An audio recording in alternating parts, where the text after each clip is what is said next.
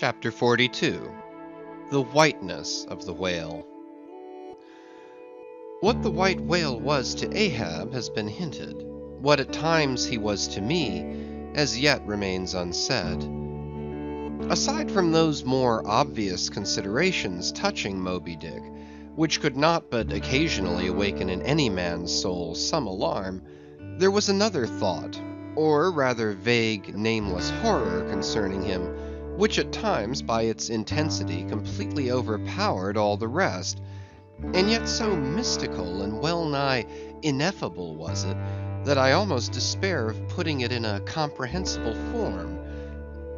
It was the whiteness of the whale that above all things appalled me. But how can I hope to explain myself here, and yet in some dim random way explain myself I must, else all these chapters might be naught. Though in many natural objects whiteness refiningly enhances beauty, as if imparting some special virtue of its own, as in marbles, japonicas, and pearls, and though various nations have in some ways recognized a certain royal preeminence in this hue, even the barbaric grand old kings of Pequod placing the title Lord of the White Elephants above all their other magniloquent ascriptions of dominion, and the modern kings of Siam unfurling the same snow-white quadruped in the royal standard, and the Hanoverian flag bearing the one figure of a snow-white charger, and the great Austrian Empire, Caesarian, heir to overlording Rome, having for the imperial color the same imperial hue, and though this preeminence in it applies to the human race itself, giving the white man ideal mastership over every dusky tribe, and though besides all this whiteness has been even made significant of gladness, for among the Romans a white stone marked a joyful day, and though in other mortal sympathies and symbolizings this same hue is made the emblem of many touching, noble things, the innocence of brides, the benignity of age, though among the red men of America the giving of the white belt of wampum was the deepest pledge of honor, though in many climes whiteness typifies the majesty of justice in the ermine of the judge, and contributes to the daily state of kings and queens drawn by milk-white steeds, though even in the higher mysteries of the most august religions it has been made the symbol of the divine spotlessness and power, by the Persian fire worshippers, the white forked flame being held the holiest on the altar, and in the Greek mythologies great Jove himself being made incarnate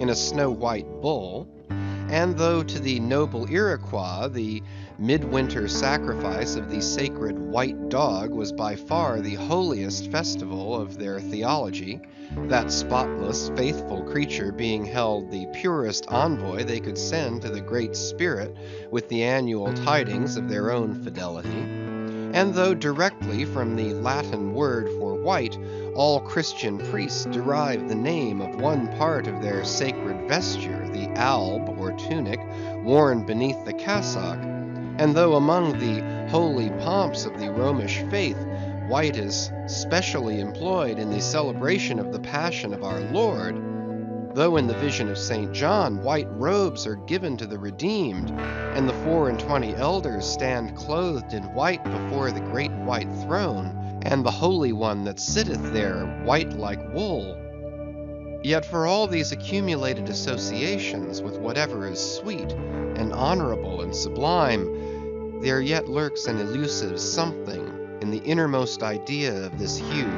which strikes more of panic to the soul than that redness which affrights in blood. This elusive quality it is which causes the thought of whiteness, when divorced from more kindly associations, and coupled with any object terrible in itself, to heighten that terror to the furthest bounds. Witness the white bear of the poles, and the white shark of the tropics. What but their smooth flaky whiteness makes them the transcendent horrors they are? That ghastly whiteness it is, which imparts such an abhorrent mildness, even more loathsome than terrific, to the dumb gloating of their aspect. so that not the fierce-fanged tiger in his heraldic coat can so stagger courage as the white-shrouded bear or shark. Footnote. With reference to the polar bear, it may possibly be urged by him who would fain go still deeper into this matter, that it is not the whiteness separately regarded which heightens the intolerable hideousness of that brute, for analyzed, that heightened hideousness, it might be said, only rises from the circumstance that the irresponsible ferociousness of the creature stands invested in the fleece of celestial innocence and love, and hence by bringing together two such opposite emotions in our minds, the polar bear frightens us with so unnatural a contrast. But even assuming all this to be true, yet were it not for the whiteness, you would not have that intensified terror. As for the white shark, the white gliding ghostliness of repose in that creature, when beheld in his ordinary moods, strangely tallies with the same quality in the polar quadruped. This peculiarity is most vividly hit by the French in the name they bestow upon that fish. The Romish Mass for the dead begins with Requiem Aeternam, eternal rest, whence Requiem denominating the Mass itself and any other funeral music. Now, in allusion to the white silent stillness of death in this shark, and the mild deadliness of his habits, the French call him Requin. End of footnote. Bethink thee of the albatross. Whence come those clouds of spiritual wonderment and pale dread, in which that white phantom sails in all imaginations? Not Coleridge first threw that spell, but God's great unflattering laureate, Nature. Footnote. I remember the first albatross I ever saw. It was during a prolonged gale, in waters hard upon the Antarctic seas. From my forenoon watch below, I ascended to the overclouded deck, and there, dashed upon the main hatches, I saw a regal feathery thing of unspotted whiteness, and with a hooked Roman bill sublime. At intervals it arched forth its vast archangel wings, as if to embrace some holy ark. Wondrous flutterings and throbbings shook it.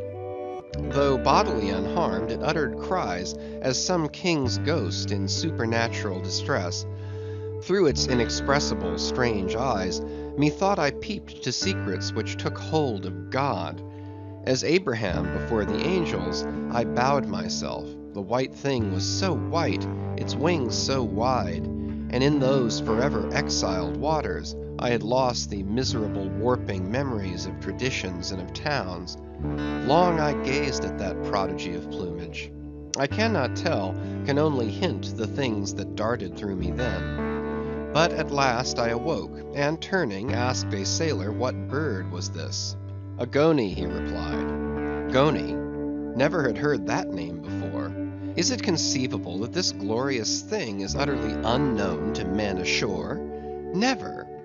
But some time after, I learned that goney was some seaman's name for albatross, so that by no possibility could Coleridge's wild rhyme have had aught to do with those mystical impressions which were mine when I saw that bird upon our deck. For neither had I then read the rhyme, nor knew the bird to be an albatross.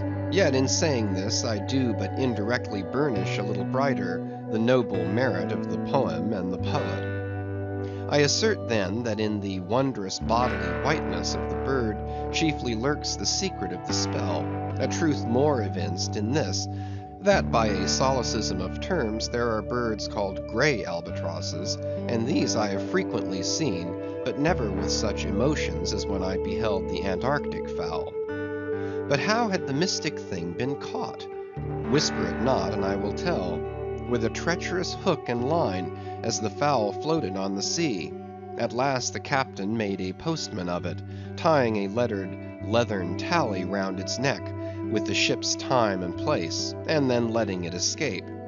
But I doubt not that leathern tally, meant for man, was taken off in heaven, when the white fowl flew to join the wing-folding, the invoking and adoring cherubim. End of footnote. Most famous in our Western annals and Indian traditions is that of the white steed of the prairies, a magnificent milk-white charger, large-eyed, small-headed, bluff-chested, and with the dignity of 1,000 monarchs in his lofty, over-scorning carriage. He was the elected Xerxes of vast herds of wild horses, whose pastures in those days were only fenced by the Rocky Mountains and the Alleghanies. At their flaming head he westward trooped it, like that chosen star which every evening leads on the hosts of light. The flashing cascade of his mane, the curving comet of his tail, invested him with housings more resplendent than gold and silver beaters could have furnished him. A most imperial and archangelical apparition of that unfallen western world, which to the eyes of the old trappers and hunters revived the glories of those primeval times, when Adam walked majestic as a god, bluff-browed and fearless as this mighty steed. Whether marching amid his aides and marshals in the van of countless cohorts that endlessly streamed it over the plains like an Ohio, or whether with his circumambient subjects browsing all around at the horizon, the white steed gallopingly reviewed them with warm nostrils reddening through his cool milkiness. In whatever aspect he presented himself, always to the bravest Indians he was the object of trembling reverence and awe. Nor can it be questioned from what stands on legendary record of this noble horse, that it was his spiritual whiteness chiefly which so clothed him with divineness, and that this divineness had that in it which, though commanding worship, at the same time enforced a certain nameless terror. But there are other instances where this whiteness loses all that accessory and strange glory which invests it in the white steed and albatross. What is it that in the albino man so peculiarly repels and often shocks the eye, as that sometimes he is loathed by his own kith and kin? It is that whiteness which invests him, a thing expressed by the name he bears. The albino is as well made as other men, has no substantive deformity, and yet this mere aspect of all-pervading whiteness makes him more strangely hideous than the ugliest abortion. Why should this be so? Nor in quite other aspects does nature, in her least palpable but not the less malicious agencies, fail to enlist among her forces this crowning attribute of the terrible. From its snowy aspect, the gauntleted ghost of the southern seas has been denominated the white squall. Nor, in some historic instances, has the art of human malice omitted so potent an auxiliary. How wildly it heightens the effect of that passage in Froissart, when, masked in the snowy symbol of their faction, the desperate white hoods of Ghent murder their bailiff in the marketplace. Nor in some things does the common hereditary experience of all mankind fail to bear witness to the supernaturalism of this hue. It cannot well be doubted that the one visible quality in the aspect of the dead which most appalls the gazer is the marble pallor lingering there, as if indeed that pallor were as much like the badge of consternation in the other world as of mortal trepidation here. And from that pallor of the dead, we borrow the expressive hue of the shroud in which we wrap them. Nor even in our superstitions do we fail to throw the same snowy mantle round our phantoms, all ghosts rising in a milk-white fog. Yea, while these terrors seize us, let us add that even the king of terrors, when personified by the evangelist, rides on his pallid horse. Therefore, in his other moods, symbolize whatever grand or gracious thing he will by whiteness, no man can deny that in its profoundest idealized significance, it calls up a peculiar apparition to the soul. But though without dissent this point be fixed, how is mortal man to account for it? To analyze it would seem impossible. Can we then, by the citation of some of those instances wherein this thing of whiteness, though for the time either wholly or in great part stripped of all direct associations calculated to impart to it aught fearful, but nevertheless is found to exert over us the same sorcery however modified, can we thus hope to light upon some chance clue to conduct us to the hidden cause we seek? Let us try. But in a matter like this, subtlety appeals to subtlety, and without imagination no man can follow another into these halls.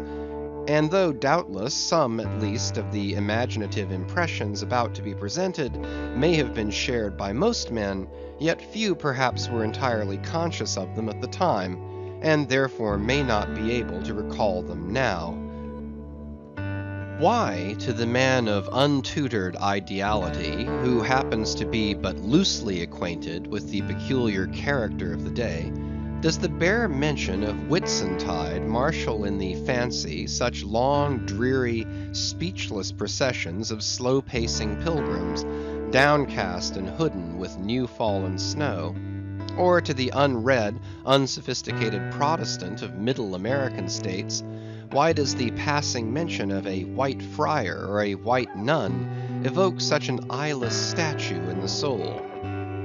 Or what is there, apart from the traditions of dungeoned warriors and kings, which will not wholly account for it, that makes the White Tower of London tell so much more strongly on the imagination of an untraveled American than those other storied structures, its neighbors, the Byward Tower, or even the Bloody? And those sublimer towers, the White Mountains of New Hampshire?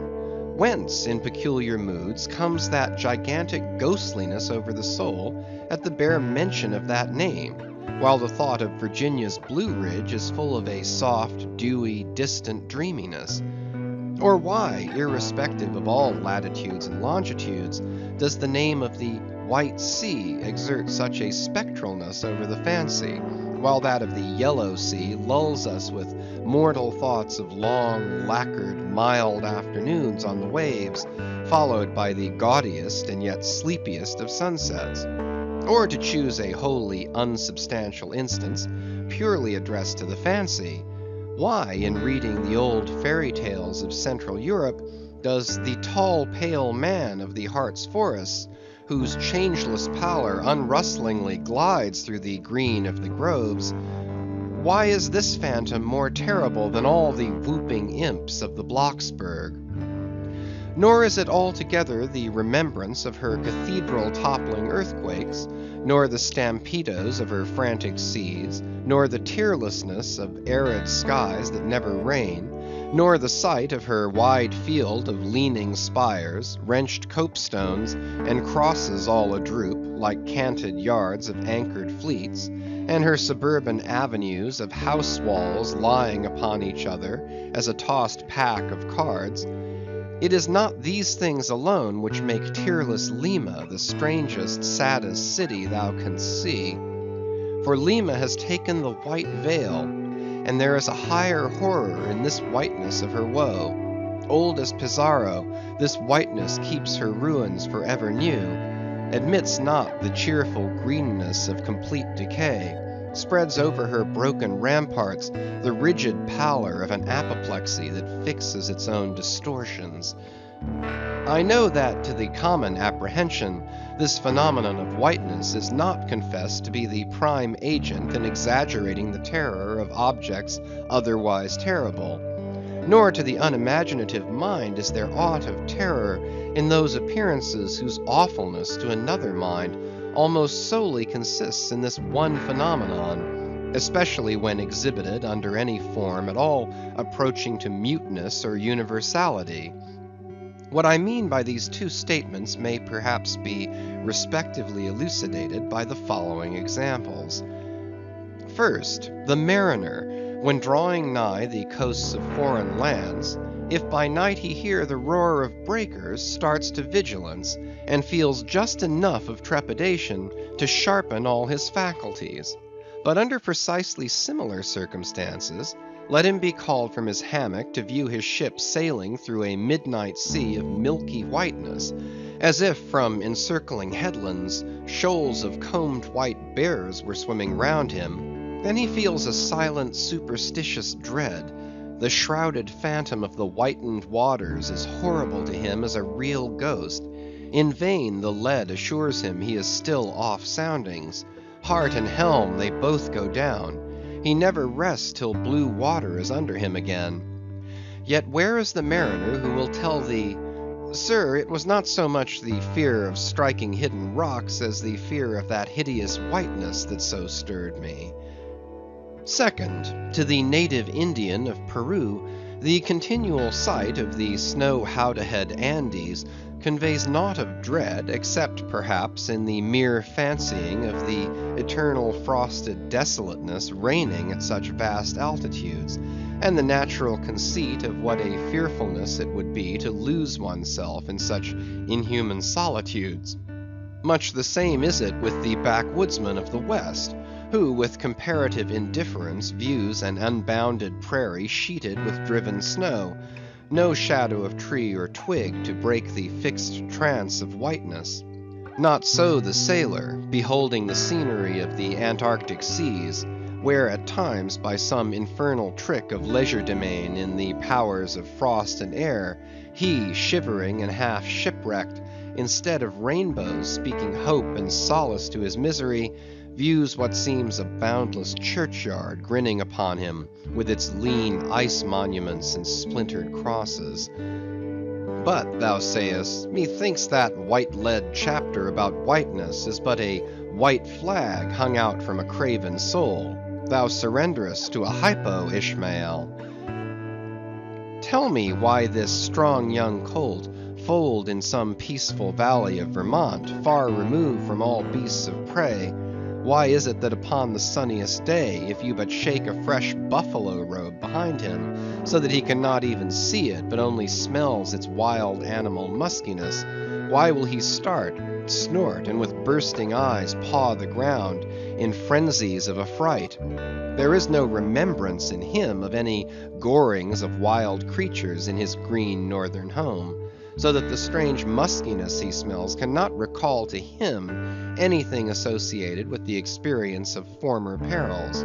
For what knows he, this New England colt, of the black bisons of distant Oregon? No, but here thou beholdest, even in a dumb brute, the instinct of the knowledge of the demonism in the world.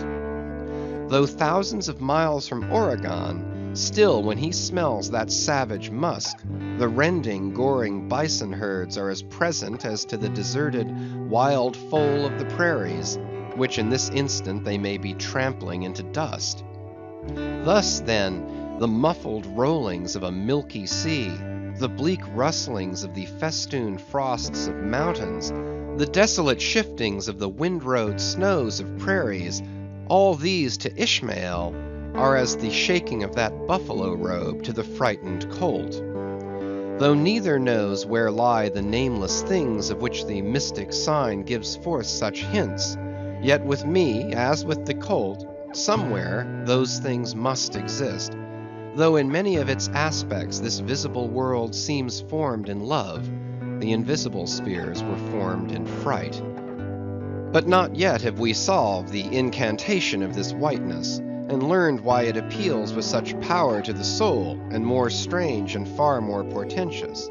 Why, as we have seen, it is at once the most meaning symbol of spiritual things, nay, the very veil of the Christian deity, and yet should be, as it is, the intensifying agent in things most appalling to mankind. Is it that by its indefiniteness it shadows forth the heartless voids and immensities of the universe, and thus stabs us from behind with the thought of annihilation, when beholding the white depths of the Milky Way? Or is it that as in essence whiteness is not so much a color as the visible absence of color, and at the same time the concrete of all colors? Is it for these reasons that there is such a dumb blankness, full of meaning in a wide landscape of snows, a colorless all color of atheism from which we shrink? And when we consider that other theory of the natural philosophers, that all other earthly hues, every stately or lovely emblazoning, the sweet tinges of sunset skies and woods, yea, the gilded velvets of butterflies, and the butterfly cheeks of young girls, all these are but subtle deceits, not actually inherent in substances, but only laid on from without, so that all deified nature absolutely paints like a harlot, whose allurements cover nothing but the charnel house within. And when we proceed further, and consider that the mystical cosmetic, which produces every one of her hues, the great principle of light, forever remains white or colorless in itself, and if operating without medium upon matter, would touch all objects, even tulips and roses, with its own blank tinge. Pondering all this, the palsied universe lies before us a leper, and like willful travelers in Lapland who refuse to wear colored and coloring glasses upon their eyes, so the wretched infidel gazes himself blind at the monumental white shroud that wraps all the prospect around him. And of all these things, the albino whale was the symbol. Wonder ye then at the fiery hunt?